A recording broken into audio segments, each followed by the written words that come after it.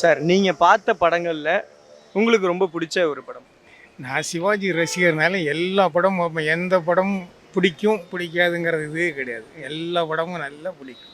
நீங்கள் பார்த்ததுல சிவாஜி சார் படத்தில் இந்த படம் ரொம்ப சூப்பராக இருக்கும், ஆனால் அது ஒரு அண்டர் ரேட்டட் மூவி. அதாவது வந்து நிறைய பேருக்கு அந்த படம் தெரியாது, ஆனால் இந்த படம் சூப்பரான ஒரு படம் அப்படின்னா என்ன படம்? அதான் நான் தான் ஃபஸ்ட்லேயே சொல்லிதான், எந்த படமே நான் பிடிக்காதுன்னு சொல்ல முடியாது. அந்த காலத்து ரசிகனால எல்லா படமும் எனக்கு நல்லா பிடிக்கும். அந்த காலத்தில் சிவாஜிக்காகவே படிப்பே விட்டுட்டு தேட்டரில் கிடந்த ஆள்.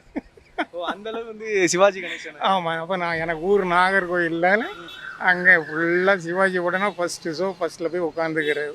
அந்த டிக்கெட்டு வாங்கி காலியாக இருந்தால் கூட டிக்கெட்டை வாங்கி வச்சுக்கிட்டு தேட்டர் 100 நாள் அப்போ ஏதாவது ஒரு படம் பார்த்த ஒரு ஒரு அனுபவம் இருக்குல்ல, இந்த படத்தில் இந்த ஒரு சுவாரஸ்யமாக சம்பவம் நடந்து நான் போய் பார்த்தேன் அப்படின்னா? வசந்த மாளிகை ரொம்ப பிடிக்கும் சார். வசந்த மாளிகை அந்த காதல் சீன். ரெண்டாவது அவர் தமிழ் பேசுகிறதே அவர் ஒரு ஆள் தானே சார். உண்மையாக தமிழ் பேசுகிற அவர் எஸ்எஸ்ஆர் 2 பேர் தான் சமன்.